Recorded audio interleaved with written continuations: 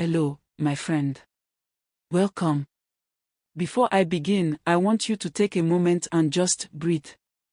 Let the day fall behind you. Let the worry soften. You are safe here. This is your time to rest, to listen, and to dream. As we begin tonight's long tale, I want to ask you something. Where are you watching from right now? Is it morning where you are, maybe afternoon, or are you lying down at night with the lights off, ready to drift into sleep? Take a second to type in the comments. I love to know where in the world my listeners are joining me from. Some of you listen from Nigeria, some from Ghana. Some are from America, the UK, or faraway places I can only imagine. Every time I see your messages, it reminds me that these old stories are still alive, carried across oceans and screens, touching hearts everywhere. And before we dive into this story, if you enjoy tales like this, please don't forget to subscribe to the channel, give this video a like, and share it with someone who could use a calming story tonight. It helps this little village of listeners grow, and it makes sure you never miss the next tale. Now, are you ready? Let's step into the story. At the time of the moonlight storytellers. Long ago, before the world was heavy with noise, there was a time people called the time of the moonlight storytellers.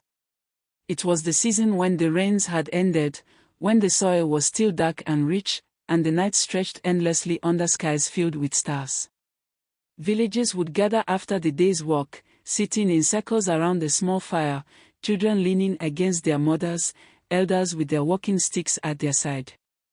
And in those circles, one voice would rise, slow, steady, and deep, weaving a story that could make the children wide-eyed, make the elders nod with memory, and make the tired farmers feel their hearts grow light.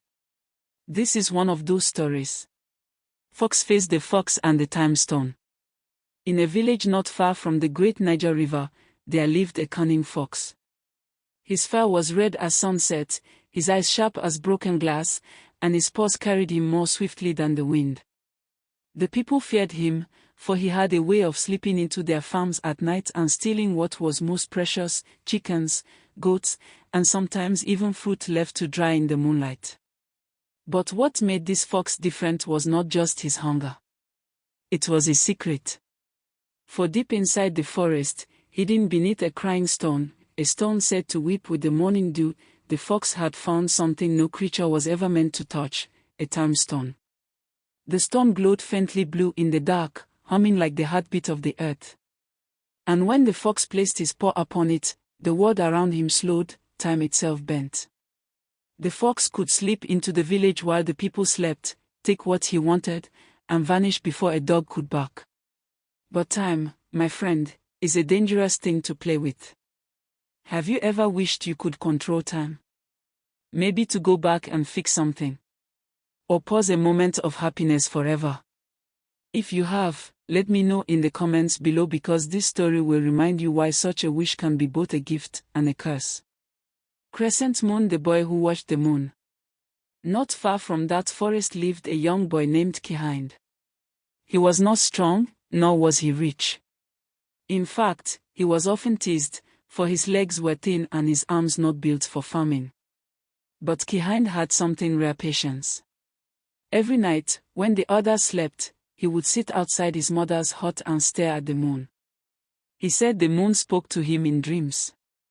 His mother would laugh and pat his head, saying, "Child, the moon speaks to all who listen." The problem is, most people never listen. One night, while the village prepared for a festival, Kihind noticed something strange. The moon's reflection in a nearby stream rippled oddly, as if disturbed by a presence unseen.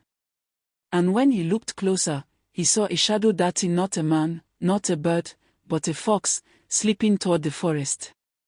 And in that moment, the moon whispered to Kihind, "Follow him." Crystal Ball, the first encounter. Kihind followed quietly, his bare feet brushing against the earth. The fox did not notice, for he carried a chicken in his jaws, strutting proudly back to the forest. At last, the fox reached the crying stone. He placed the chicken down, pressed his paw against the stone. And suddenly, the chicken froze mid-flap, the leaves stopped rustling, and even the river nearby held its breath. Time stood still. Kihain gasped too loudly. The fox turned, eyes blazing with fury. Who dares watch me? Kihain trembled but did not run. The moon above seemed to shine brighter, giving him courage. I am Kihain. The moon told me to follow. The fox sneered, circling him. Then the moon is a fool. Do you know what I hold? With this stone, I can make your whole village sleep forever. I can feast as I please, and no one will stop me. Kihain's voice shook, but he answered, time does not belong to you. The fox laughed, a sound that echoed through the forest like breaking branches. Then take it from me, little boy, if you dare. My friends, the story is only beginning. What do you think will happen next? Should Kihain face the fox? Or should he turn back to warn the village? Tell me in the comments, I love reading your guesses. And as we move deeper into the story, don't forget, if you haven't already, hit that subscribe button so you never miss the next tale under the moonlight.